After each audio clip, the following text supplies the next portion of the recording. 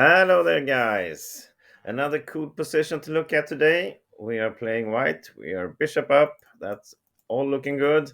Problem is, of course, this little pawn. And how are we going to stop this? Looks impossible, right? But really, we can stop it and we can win this as white. And it's, of course, as always with these puzzles, amazing solution.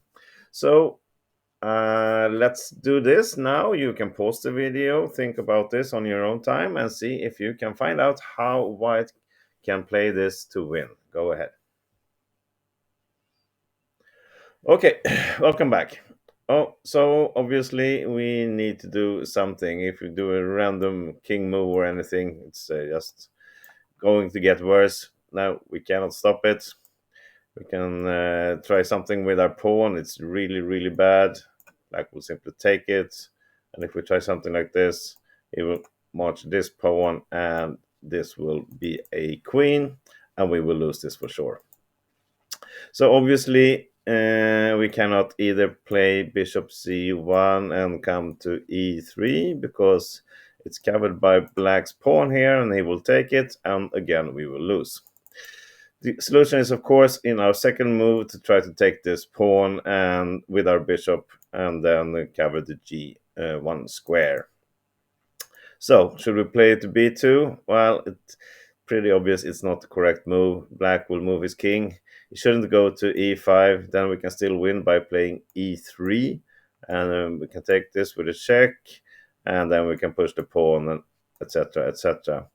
But of course, black will not play the king to e5, it will play to d5. And now we're really stuck. We don't have anything. The bishop is in even worse position, and we will lose this pretty soon. So the first move is fairly obvious. It's going to be bishop to c5. Now we're at least threatening to take this pawn and then be able to cover the g1 square after that.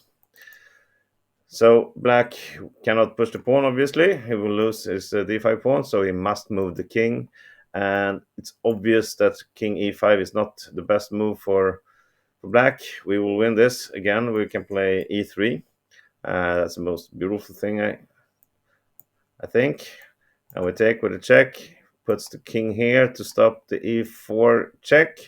But we can just move our bishop back, allowing him to promote, and then we give it check with the discovered threat on the queen. So that's a win for white. But obviously, after our starting move with bishop to c5, black will instead play king to d5. And now it's where it comes a little bit more difficult levels. So again, now perhaps from this position, you should pause the video and see how white can win from here if you didn't solve it before. All right, here we go. So we cannot do anything with the pawn. We will simply lose our bishop and the game very shortly. We need to do something with the bishop. We cannot protect it with the king either. That was my first plan. But black will play g2. And now if we play the e4 check, black will not take en passant. That is a very bad move. Instead, he will simply move the king to e5. And now there's no way we can stop the g1 square for the pawn promotion there. So we cannot guard the king, the bishop with the king. Instead, we have to move the bishop to b6. And why is that? Well, with this, we're actually threatening now bishop c7 to attack this. And if we push the pawn, and we are here, then we can play the bishop to h2. So that's a two-move threat, which means black will, of course, push the pawn right away to stop us from playing the bishop c7 threat there. And now it looks impossible still, but white is winning from here. But I think you get the picture now. You've seen it in the variations. What is the magic move for white at this point? Well, here it comes. It's obviously we're going to play pawn to e4 with a check. We get a great tempo. If black takes it with en passant, we simply take back. The bishop will cover g1. Also, the bishop together with the pawn We are blocking these squares for the black king, so he cannot attack our pawn.